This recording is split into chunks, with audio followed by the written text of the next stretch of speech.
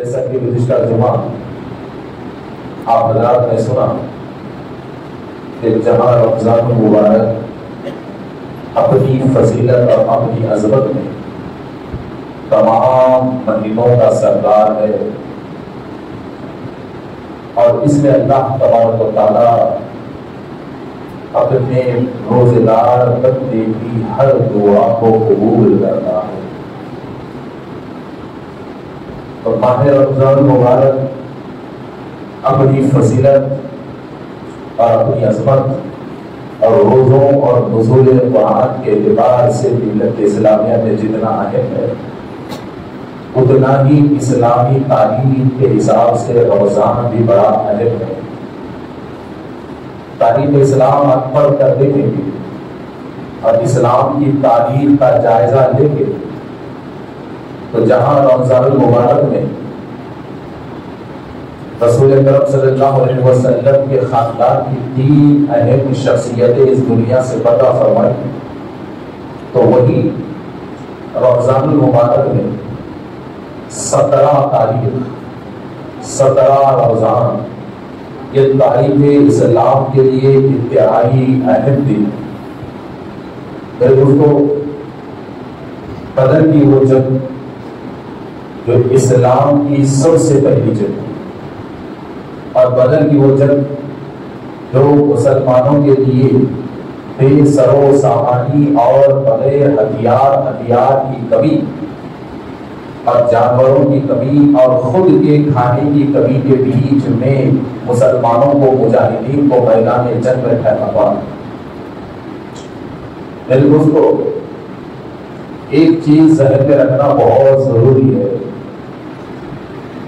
کہ جب سے قوم اسلام کی تاریخ کو جاننا چھوڑ دیا اور ہم نے جب سے اسلام کی تاریخ کو پڑھنا چھوڑا، سمجھنا چھوڑا، اور ہماری نسلوں میں ہم نے اسلام کی تاریخ کو سنوانا جب سے چھوڑ دیا تو اسی وقت سے ہمارا زوال شروع ہوا۔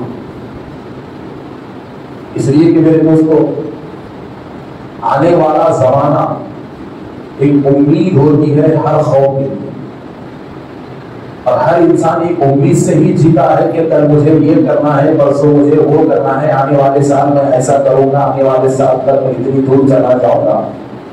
تو آنے والا زمانہ ہر قوم کے لیے ایک امید ہوتی ہے، اور گزرا ہوا دور قوم کے لیے تجربہ ہوتا ہے۔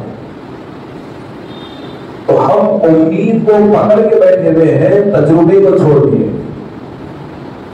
اور آج مسلمانوں میں تجربے کی بہت کمی ہے، اور وہ تجربہ ہمیں اب کے دور میں نہیں ملتا، بلکہ وہ تجربہ ہماری پچھلی تاریخ میں رکھا ہوا ہے۔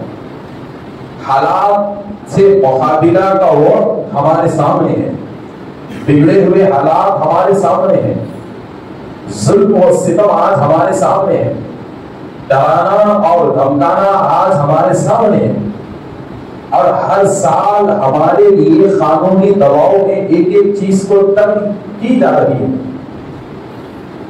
تو سارے مسلمان یہ دیکھ رہے ہیں اور یہ سمجھ رہے ہیں کہ آنے والا زمانہ ہمارے لیے اور بھی خطرناک آئے گا، اور ہر کوئی ایک دوسرے سے بول رہا ہے کہ زمانہ اور بھی بگڑے گا، حالات اور بھی بگڑیں گے، حالات اور بھی بگڑیں گے، مگر پتہ نہیں کہ اس مسلمان کو کیا ہو گیا ہے کہ آج کے دور کا مسلمان آنے والے حالات سے ڈرنے تو تیار ہے، مگر گزرے ہوئے زمانے سے تجربہ لینے کے لیے تیار نہیں ہے۔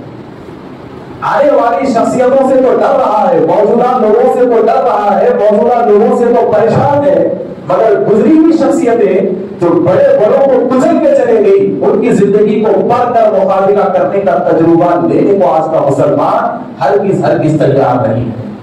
تو میرے دوستو، بدر کی یہ جنگ قیامت تک کے آنے والے مسلمانوں کے لیے ایک بہت بڑا تجربہ چھوڑ کر چلے گئے، اور حقیقت میں بدر کی جنگ اور بدر کا میدان اور بدر کی شخصیتیں اور بدر کے مجاہدین ملت اسلامیہ کے لیے بہت بڑا تجربہ ہے، بہت بڑا تجربہ ہے۔ آپ کو معلوم ہے بگڑے ہوئے حالات میں بھوک اور پیاس کے ساتھ کم ہتھیار میں ایک بڑی طاقت سے مقابلہ کرنے کا نام جنگ بدر ہے. رمضان کا مہینہ ہے. آپ بدر کے حالات سنیں گے تو آپ حیران ہو جائیں گے, کہیں گے کہ یہ کیسے ہو گیا, یہ مقابلہ کیسے ہو گیا, یہ مقابلہ کیسے ہو گیا. میرے دوست کو دیکھیے کہ ایک مختصر سا خاکہ آپ کے سامنے میں بدر کا پیش کرتا ہوں. اور یہ بدر اسلام کی اتنی اہم جنگ ہے, اتنی اہم جنگ ہے کہ اللہ تبارک و تعالیٰ نے قرآن مجید میں 3 سے 4 مرتبہ اس جنگ کا ذکر کیا ہے. اور جس جنگ میں اللہ کی مدد بدر کے میدان میں ہوئی, اس مدد کا ذکر کیا, اور پروردگار نے کہا کہ ہم نے بدر میں تمہاری مدد کی, اس حالت میں مدد کی جبکہ تم کمزور تھے, تم کمزور تھے, ایسی حالت میں ہم نے تمہاری مدد کی. تو وہ مدد اللہ کی کیسے آئی اور کس حالت میں اللہ کو مدد آتی ہے, اور اللہ کی مدد کے لیے بندے کو کیسے ثابت قدم رہنا ہے, کہ بدر کا میدان ہمیں بتاتا. آپ حضرات جانتے ہیں کہ رسول اکرم صلی اللہ علیہ وسلم نے مکے کی زمین پر جب اسلام کے پیغام کو عام کیا تو کتنا بڑا ظلم آقا عالم صلی اللہ علیہ وسلم سے ہوا. جب یہ ظلم حد سے زیادہ بڑھ گیا, تو اللہ تبارک و تعالیٰ نے مکے کے کافروں کی ایک بڑی جماعت کے دلوں میں ہمیشہ کے لیے کفر کی مہر کو لگا دیا, اور رسول اللہ کو حکم دیا کہ آپ ہجرت کیجیے. تو راتوں رات رسول اکرم صلی اللہ علیہ وسلم ہجرت کو نکل کے مکہ چھوڑے, مدینے کو ہجرت آپ نے کیا. اور ہجرت کا سارا خاکہ آپ حضرات نے شاید کہ سنا ہوگا کہ کتنی خطرناک ہے. اور وہ ہجرت کی رات ایسی خطرناک رات تھی کہ مکے میں جتنے قبیلے تھے سارے قبیلوں نے اس رات رسول اکرم صلی اللہ علیہ وسلم کو شہید کرنے کا عہد کیا تھا. اور ہر کوئی رسول اکرم صلی اللہ علیہ وسلم پہ حملہ کرنا چاہتا تھا. اس رات ایک دوسرے سے وہ قسمیں کھا چکے تھے. تو ایسی خطرناک رات اللہ نے حکم کیا کہ ابھی آپ نکل جائیں گے. رسول اکرم صلی اللہ علیہ وسلم رات کے آدھے حصے میں دریا پہرے سے بھری ہوئی ہے, گھر کافروں کے پہرے سے گھرا ہوا ہے, اور میرے نبی ان کے سامنے سے نکل گئے اور رسول اللہ انہیں نظر نہیں آ رہے. آقا عالم صلی اللہ علیہ وسلم انہیں نظر نہیں, نکل گئے, مدینہ منورہ پہنچے, مدینے میں شاندار استقبال ہوا, اور ایک کے بعد ایک 2 سال تک مدینہ مسلمانوں سے بھر گیا. اور آپ کو معلوم ہے مدینہ منورہ میں پہلے ہی سے مسلمان تھے, اور جو مدینے کے پہلے ہی سے پیدائشی مقیم تھے وہ لوگ الگ الگ دنوں میں ٹکڑیوں پہ کبھی 5 کبھی 10 کبھی 6 کبھی 20 ایسی شکل بنا کے مکے کو آتے اور رسول اللہ صلی اللہ علیہ وسلم کے ہاتھ سے اسلام قبول کرتے چلے جاتے. تو ایسے مدینے میں ان کے بہت بڑی تعداد جمع ہو گئی تھی, اور ان کا ذریعہ معاش, ان کے جینے کا ذریعہ کھیتی باڑی تھی. اور وہ بڑے مشہور کسان تھے جو مدینے میں پہلے ہی سے صحابہ کی جماعت تھی جنہیں انصار کہا جاتا ہے. ایسی جماعت جو مدینے میں پہلے ہی سے ہوتی ہو ان صحابہ کی جماعت کو جماعت انصار کہا جاتا ہے. اور جو مکہ چھوڑ کے مدینے کو آئے انہیں مہاجر کہا جاتا ہے. تو جب رسول اللہ صلی اللہ علیہ وسلم ہجرت کر کے مکے سے مدینہ آئے, ساتھ میں سیدنا ابوبکر صدیق رضی اللہ تعالیٰ عنہ آئے. اب اس کے بعد مسلسل 1 سال تک ہجرت کر کے لوگ مدینے میں آئے, مدینہ بھر گیا ایک دوسرے سے. اب ایسی حالت میں کہ گھر چھوڑ گیا, دولت چھوڑ گئی, کاروبار چھوڑ گیا, زمینیں چھوڑ گئے, جانور چھوڑ گئے, ہر چیز چھوڑ گئی. اور جو ہجرت کر کے مدینہ آئے سوائے جھاڑوں کے نیچے سونے کے انہیں اور بھی کوئی راستہ نہیں ہے, مگر یہاں اللہ کے رسول نے سب سے پہلا پیغام مکے میں ہجرت کرنے کے بعد صلہ رحمی, رحم دلی, ایک دوسرے کے دکھ اور درد کو سمجھنے کی تعلیم دی. جب ہجرت کر کے آئے تھے نا ان کے پاس گھر نہیں تھا, بیویاں بھی نہیں آئی تھی, کچھ کے بچے بھی نہیں آئے تھے, اور کچھ کے باپ مکے میں رہ گئے تھے تو بیٹے اسلام قبول کر کے آ گئے تھے. اور حالت ایسی تھی کہ چبوتروں پہ وہ زندگی گزار رہے تھے, جھاڑوں کے نیچے وہ زندگی گزار رہے تھے, جھوپڑیاں ڈال کر وہ لوگ تھے. تو ایسے وقت میں اللہ تبارک و تعالیٰ نے مہاجرین کی جماعت کو جمع کیا, انصار کی جماعت کو جمع کیا, اور انصار جو پہلے ہی سے مدینے میں مقیم تھے पहले ही से मदीने में मुकीम थे, पहले ही से वो दौलत और पैसे से मजबूत थे, खेती और बाड़ी से वो मजबूत थे, अनाज और दाना उनके पास था, रुपया और पैसा उनके पास था।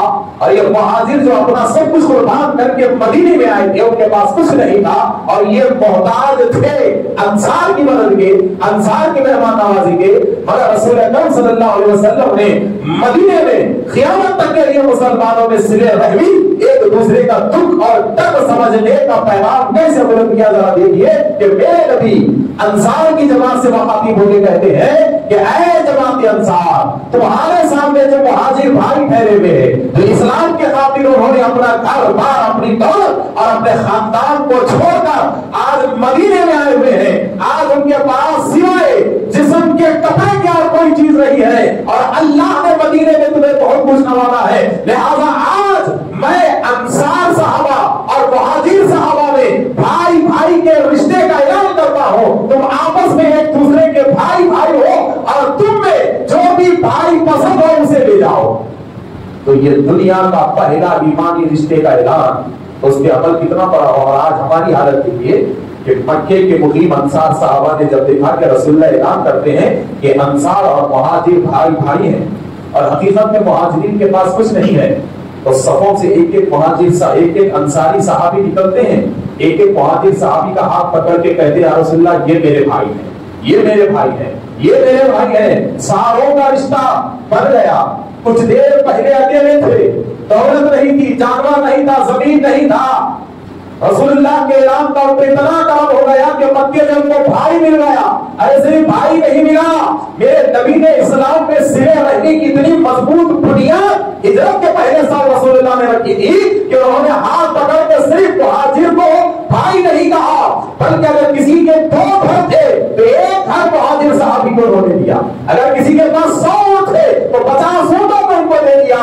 बल्कि अब तो यह है कि अगर किसी के पास 2 बीवियां थी और वो मुहाजिर साहबी गैर शादीशुदा थे तो अपनी एक बीवी को तलाक के बाद इनके निकाह में दे दिया, इनके निकाह में दे दिया। इतनी मजबूत सिरे रहने की बुनियाद रसूल अकरम सल्लल्लाहु अलैहि वसल्लम ने मैदाने मदीना में डाली। तो यही सिरे रहनी, यही इत्तेहाद, यही एक दूसरे का दुख और दर्द समझने का जज्बा, यही रसूल अकरम सल्लल्लाहु अलैहि वसल्लम की तालीमात को समझने का जज्बा, यही इताअत रसूल और अल्लाह की फरमाबरदारी का यही जज्बा मैदान बदर में इन्हें कामयाब करता है, बदर के मैदान में कामयाब करता है। और बदर का वो मैदान तो मेरे दोस्तों देखिए मुख्तसर अब कब हुआ, कैसे हुआ, उसके वजूहात क्या हैं, ये सब बताने का वक्त जुमा में नहीं रहता है। इसलिए कि मैं बार बार आपको कहता हूं कि मेरा टाइम कांटा नीचे उतरने का रहता है, ऊपर चढ़ने का नहीं। तो कांटा जल्दी जल्दी नीचे उतरते रहता है वो। तो अब जरा देखिए कितना कोई कैसे छोड़ दीजिए, छोड़ दीजिए।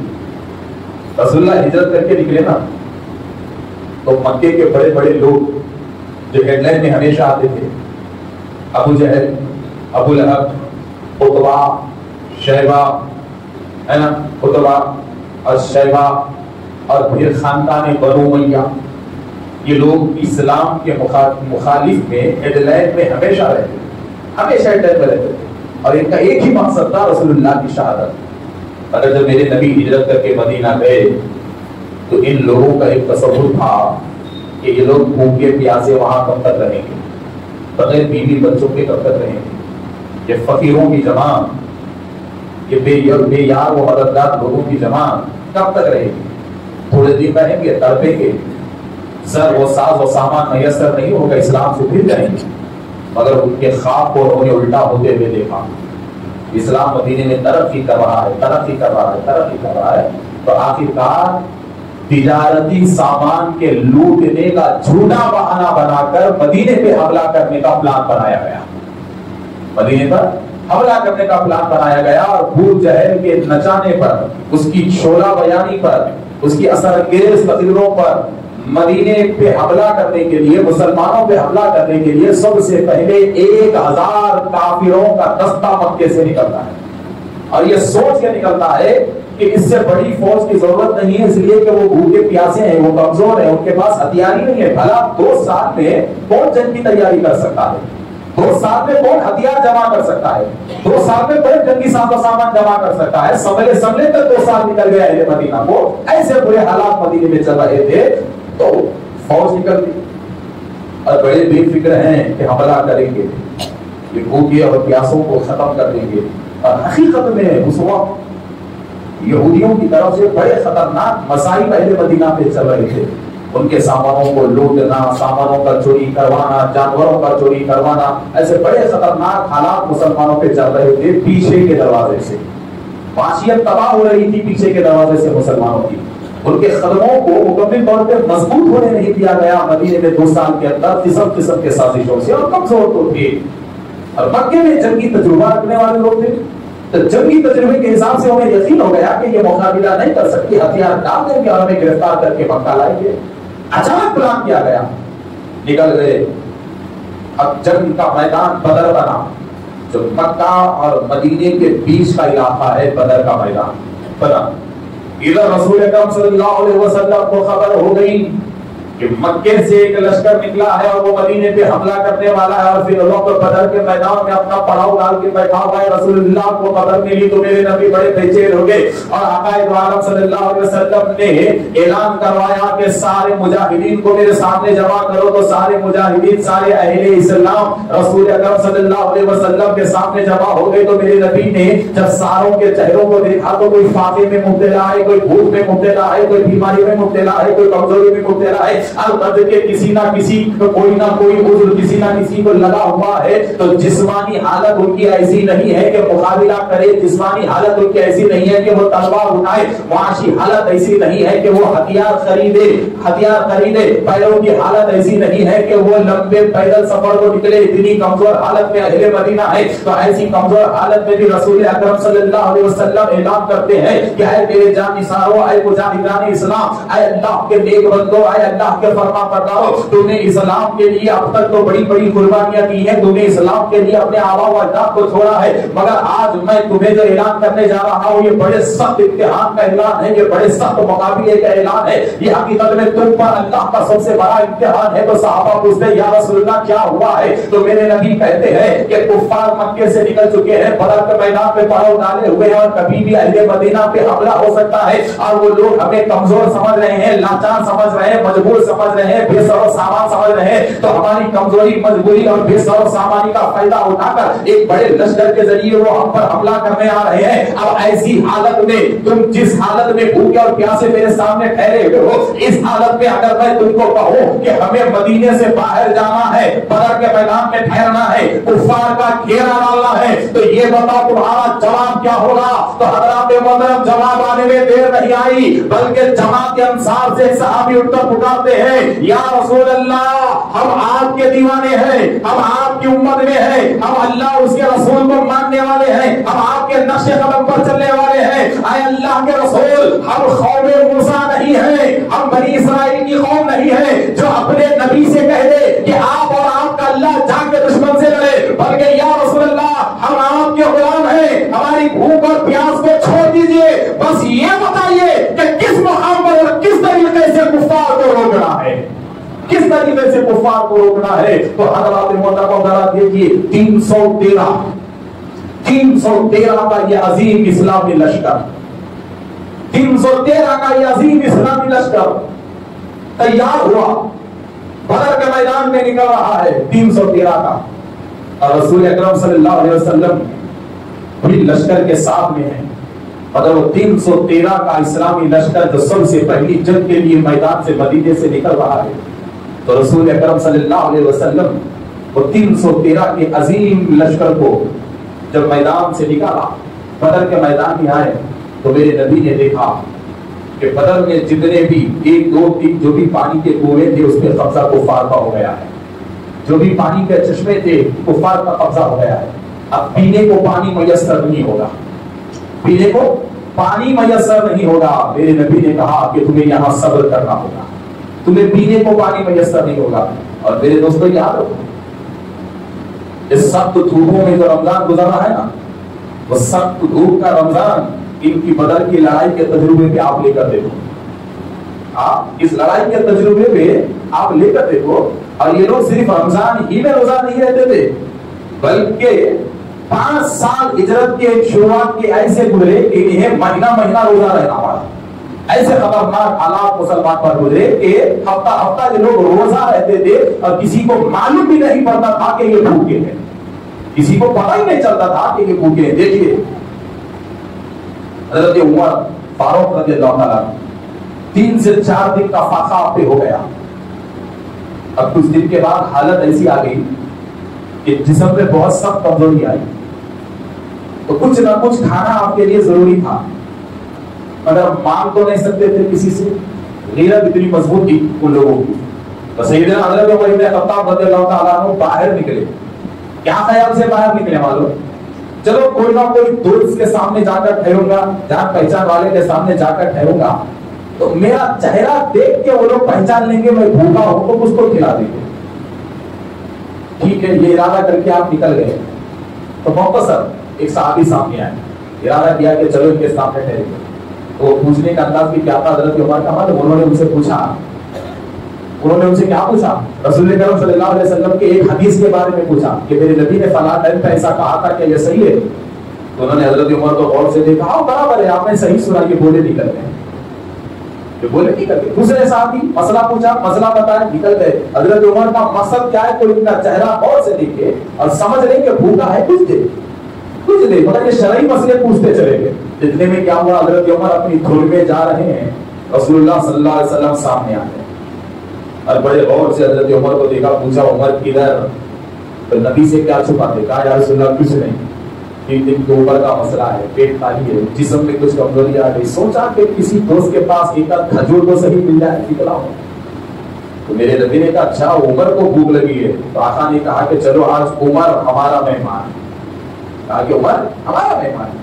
تو حضرت عمر کیا جواب دیتے؟ دیکھیے کہ یا رسول اللہ نہیں، اب میں نہیں کھاؤں گا، اب مجھے کھانے کی ضرورت ہی نہیں ہے، اب میں کھاؤں گا ہی نہیں، مجھے کھانے کی ضرورت ہی نہیں ہے۔ پوچھا عمر تھوڑی دیر پہلے تو تم کھانے کی غرض سے نکلے تھے، دوست تو احباب کے پاس نکلے تھے، اور میں تمہیں اپنے گھر پہ دعوت دے رہا ہوں، اب کہتے ہیں کہ کھانے کی ضرورت نہیں ہے۔ تو کہا کہ یا رسول اللہ پیٹ بھر چکا ہے، اب میرا پیٹ بھر چکا ہے۔ کہا وہ کیسے؟ تو کہا یا رسول اللہ وہ قوم کوئی اور ہے جو کھانے کے بھروسے پہ زندہ رہتی ہے، پانی کے بھروسے پہ زندہ رہتی ہے، دنیا کے مال و اسباب کے بھروسے پہ زندہ رہتی ہے۔ اے رسول عربی، ہم مسلمان ہیں، ہم آپ کے غلام ہیں، ہم اللہ کے بندے ہیں، ہم نہ زمین پر کھانے کے بھروسے پہ زندہ رہتے ہیں، نہ پانی کے بھروسے پہ زندہ رہتے ہیں، نہ میدان جنگ تلوار کے بھروسے پہ ہم ٹھہرتے ہیں۔ اے اللہ کے رسول، ہم اللہ کے اتنے مضبوط بندے ہیں، ہم آپ کے اتنے مجیب و فرمانبردار ہیں کہ جب تک ہمارے جسم میں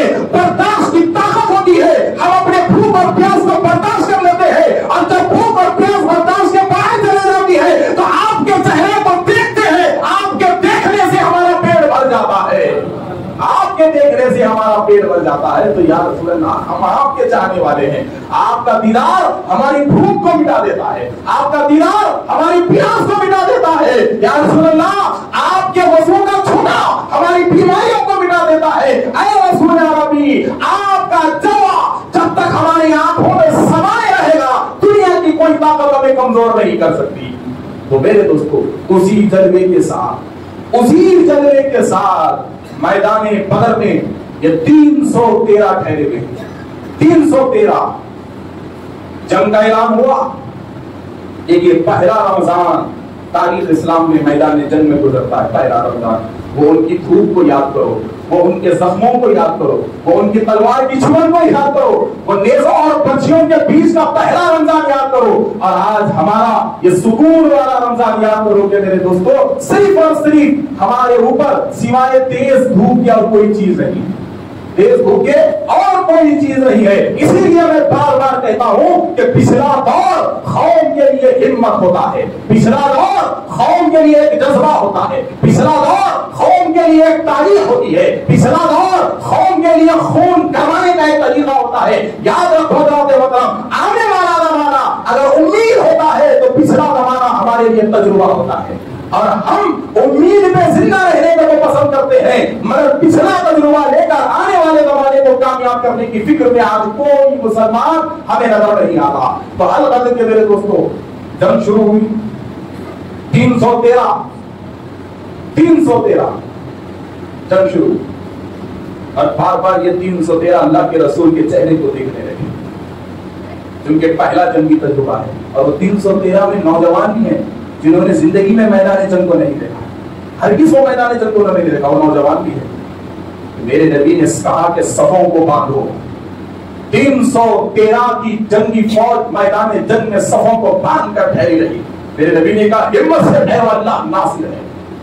یہ 313 مٹھی بھر کا لشکر اور سامنے 1000 کے اوپر کا بڑا خبیر اور ہیکل اور مضبوط لشکر ٹھہرا ہوا ہے۔ مذاق اڑانے لگے کہ یہ دبلے پتلے یہ تو لمحے میں چلے جائیں گے، یہ تو نہیں چلے جائیں گے، ہمیں بڑی جنگ کی ضرورت نہیں ہے، بڑی جنگ کی ضرورت نہیں ہے۔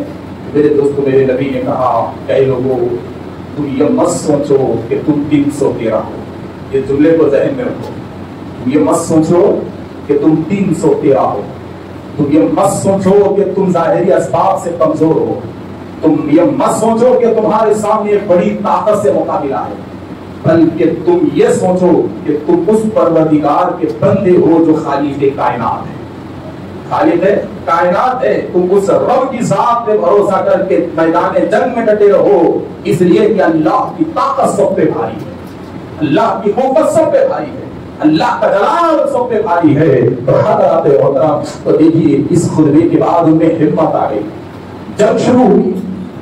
اب یہاں پہ دیکھو وہ بولتے ہیں غرور حد سے زیادہ نہیں ہونا، کسی کو بھی حد سے زیادہ غرور ہوا تو وہ غرور خود اس کے زوال کا سبب بن جاتا۔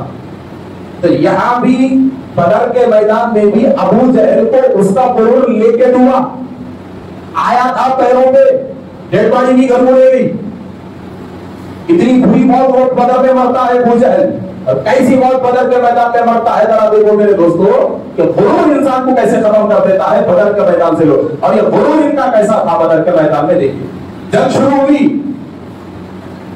3 لوگ سامنے آئے کافروں میں سے، 3 لوگ، یہ سمجھ لے کہ 3 ہی کافی ہے مسئلہ ختم کر دیں گے، 3 سامنے آئے، عتبہ، ولید، شیبہ، یہ 3 سامنے آئے۔ ادھر سے رسول اکرم صلی اللہ علیہ وسلم نے بھی 3 کو بھیجا، جاؤ تم 3 جاؤ، جب وہ 3 آئے ہیں تو تم بھی 3 جاؤ، 3 کو بھیجا۔ یہ جو ولید، یہ جو عتبہ ہے نا، جب یہ 3 صحابہ، یہ 3 مجاہدین جب سامنے آئے جنگ کے لیے ان سے مقابلہ کرنے کے لیے، کا غرور اور کا تکبر دیکھیے، اور تکبر انسان کو مارتا کیسا ہے وہ دیکھیے۔ تو انہوں نے ان سے حسب نسب پوچھا، کون ہے تو اس کے بیٹے کیا ہے، فلاں فلاں پوچھا، انصار کی جماعت سے تھے یہ 3۔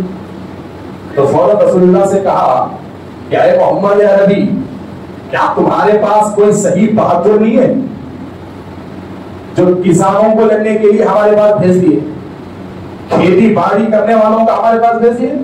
بھلا ہم کہاں، یہ کسان کہاں، ہمارا خاندان کہاں، یہ چھوٹے موٹے کسان کہاں؟ اب ہماری تلوار کیا یہ چھوٹے موٹے کمزوروں اور کسانوں پہ دے گی؟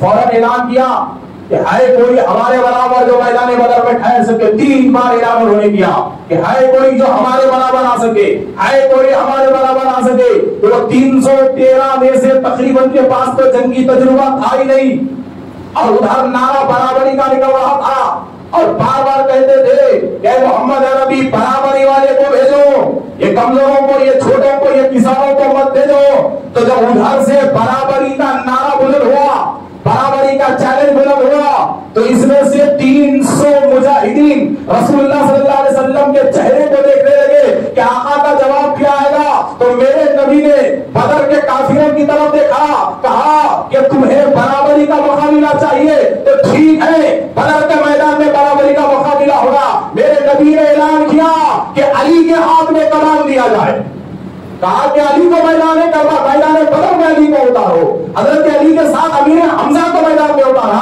تو ذرا دیکھیے میرے دوستو کیا شان ہے کہ ایک طرف داماد ہے، دوسرے طرف چچا ہے، اور پھر ایک طرف صحابی حضرت عبیدہ، دونوں کو مولا علی مشکل کشا کے ساتھ بدر کے میدان میں اتارا گیا۔ اب برابری کا نعرہ ختم ہو گیا، اس لیے کہ میدان بدر میں اسلام کے لیے سب سے پہلی تلوار اگر یمن سے نکلتی ہے تو مولا علی کی نکلتی ہے، اور برابری کا نعرہ لگایا گیا تو خاندان بنو ہاشم کی وہ تلوار تھی، خاندان بنو ہاشم کی وہ تلوار تھی۔ الغد کے حضرات محترم جنگ شروع ہوئی، وہ جو 3 برابری کے نعرہ لگائے تھے وہ تینوں لمحے بھر میں مردہ ہو گئے، تڑپتے ہوئے پڑ پڑ گئے جب ابو جہل نے اپنے 3 سرماؤں کو میدان بدر میں تڑپتے ہوئے دیکھا تو 1000 جو پیچھے تھے نا وہ 1000 اپنے اونٹوں کو پیچھے لینے لگے. ابو جہل حیران یہ کیا کیا جائے یہ کیا کیا جائے. تو یاد رکھو مسلمانوں یہاں دیکھو یہ 313 ہے مگر یہ 3 مر گئے تو 1000 پیچھے جا رہے ہیں. تو گویا کہ بدر کا میدان بتا رہا ہے کہ اے مسلمانوں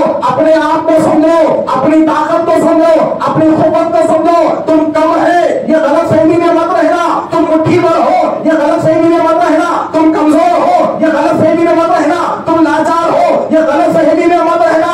بلکہ سب سے پہلے اپنی حیثیت اور اپنی ہستی کو جاننے کے لیے یہ سوچو کہ تم سر جس پروردگار کے سامنے جھکاتے ہو وہ رب العالمین ہے اور تم سجدے میں یہی کہتے ہو کہ مولا میں کچھ نہیں تو ہے. مولا میری شان کچھ نہیں تو بڑا ہے. مولا میری عظمت کچھ نہیں تو بڑا ہے. تو سجدے کرتے ہو نا تو سجدے کو سوچ لو کہ میرا سر جس رب العالمین کے بارگاہ میں 5 وقت جو سجدے کی حالت میں رہتا ہے وہ رب ساری کائنات کا بنانے والا رب ہے. ہر طاقت اسی رب نے بنایا, ہر ہتھیار اسی رب نے بنایا, ہر شر اسی رب سے ہے, ہر خیر اسی رب سے ہے. وہ تو عز و منتشا وہ تو ذل و منتشا. اللہ کہتا ہے کہ بندو عزت اور ذلت کے چکر میں اکیلے مت پڑو, اللہ کی ذات پہ بھروسہ رکھو, دنیا میں رہو. اس لیے کہ ذلت اللہ کی طرف سے ہے, عزت اللہ کی طرف سے ہے. تو پروردگار کہتا ہے کہ اے بندے تو کمزور ہے. یہ حقیقت ہے کہ چھوٹی بھی تجھے تڑپا سکتی ہے, کانٹا بھی تجھے تڑپا سکتا ہے, معمولی جانور بھی تجھے ڈرا سکتا ہے. مگر آئے بندے جب تو زمین پہ ٹھہرے گا تو اپنی طاقت کا خیال مت کر, اپنے رب کی طاقت کا خیال کر. اپنی طاقت کا خیال تو ہر کس وقت کر, اپنے رب کی طاقت کا خیال کر. اس لیے کہ تیری طاقت کو دنیا ختم کر سکتی ہے مگر تیرے رب کی طاقت کو دنیا ہر کس ختم نہیں کر سکتی, ہر کس ختم نہیں کر سکتی. تو یاد رکھو مسلمانوں تاریخ گواہ ہے بدر سے لے کے احد تک, احد سے حنین, حنین سے خندق, خندق سے شام, شام سے روم, روم سے یروشلم, یروشلم سے چیچنیا, چیچنیا سے یورپ, یورپ سے انڈونیشیا, انڈونیشیا سے ایران, ایران سے چائنا, چائنا سے ہندوستان. 400 نہیں بلکہ 1400 سال تاریخ مسلمانوں کی شان میں یہی قصیدہ پڑھتی ہے کہ دست و دست کیا دریا بھی نہ چھوڑے ہم نے, پہلے ظلمت میں دوڑا دیے گھوڑے ہم نے. حضرات محترم ایک چیز یاد رکھو, یہ حق ہے کوئی ہمیں برباد نہیں کر سکتا, یہ حق ہے کوئی ہمیں مٹا نہیں سکتا. اگر بربادی ہمارا مقدر ہوتی تو بدر میں 313 کا صفایا ہونا تھا. یہ حقیقت ہے نا, بربادی ہمارا مقدر ہوتی تو بدر میں 313 کا صفایا ہونا تھا. مگر اللہ نے بتا دیا کہ اللہ کے بندے تو میرا ہے اور بربادی تیرا مقدر نہیں ہے بلکہ آبادی تیرا مقدر ہے. زمین کو دنیا کو آباد کرنا یہ مسلمانوں کا مقدر ہے. اور تاریخ اٹھا کے دیکھو, فرعون آیا مقصد اسلام کی بربادی مگر فرعون ڈوبا, نمرود آیا مقصد اسلام کی بربادی مگر نمرود کا خاتمہ ہو گیا, حامان آیا مقصد اسلام کی بربادی مگر حامان کا خاتمہ ہو گیا, شداد آیا مقصد اسلام کی بربادی اس کا خاتمہ ہو گیا, بڑے بڑے سورما آئے, ابو جہل مقصد اسلام کی بربادی مگر خاتمہ اس کا, ابو لہب مقصد اسلام کی بربادی خاتمہ اس کا. اور آج کے دور میں دیکھو 100 سال تاریخ کو اٹھا کر دیکھو کہ کبھی افغانستان میں اسلام کی بربادی کا مقصد, کبھی عراق میں اسلام کی بربادی کا مقصد, کبھی فلسطین میں اسلام کی بربادی کا مقصد, کبھی شام میں اسلام کی بربادی کا مقصد, کبھی چچنیا میں اسلام کی بربادی کا مقصد. ارے ہوا کیا 100 سال میں ایک فلسطین کے بچے کے پتھر کو نہیں روک سکے تو پوری دنیا میں اسلام کو کیسے روک سکتے ہیں, پوری دنیا میں اسلام کو کیسے روک سکتے ہیں. تو الغد کے آخری بات کہ بدر کا یہ میدان آج کے دور کے مسلمانوں کو سبق دیتا ہے کہ مسلمانوں جب تمہیں ڈرایا جائے, جب تمہیں دھمکایا جائے, جب تمہیں پریشان کیا جائے تو تم اپنی تعداد کو مت دیکھو, ٹھہرے رہو میدان میں. اس لیے کہ بربادی یہ مسلمان کے مقدر میں نہ تھی نہ رہے گی, نہ تھی نہ رہے گی, اور کوئی قوم مسلم کو برباد نہیں کر سکتا. اس لیے کہ ہماری آبادی تو 313 سے شروع ہوئی, ہماری آبادی تو 313 سے شروع ہوئی. تو بدر کا یہ آخری سبق یاد رکھیے کہ اکیلا ہوں یہ کبھی مت سمجھنا, कम है, ये कभी मत समझना। उनके घर ज्यादा हैं, हमारे घर कम है, ये कभी मत समझना। बल्कि अल्लाह कहता है कि मुझे देख मैं कौन हूं। तुझ पे जब मुसीबत आई तो पहले मुझे देख कि ये 313 से जब रब्बुल आलमीन पूरी दुनिया में इस्लाम फैला सकता है, तो ये 25 करोड़ क्या क्या नहीं कर सकते, ये 25 करोड़ क्या क्या नहीं कर सकते। तो अल-कद्र के मेरे दोस्तों, बस ये जितने लोग आएंगे जाएंगे, जो मामला हो रहे हैं, ये इस्लाम के सामने फूसे की थैली की तरह है। मगर हालात और वक्त का तकाजा यही है कि जहां से हमको ताकत मिलती ना, वहां से हम ताकत देने तैयार नहीं है। इंशाल्लाह आने वाले जुमा हम इस चीज पे बात करेंगे कि मुसलमानों की मरकजियत बाकी कैसे रहती है और उसे ताकत कैसे मिलती है, और मुसलमानों को ताकतवर रहने के लिए क्या करना चाहिए।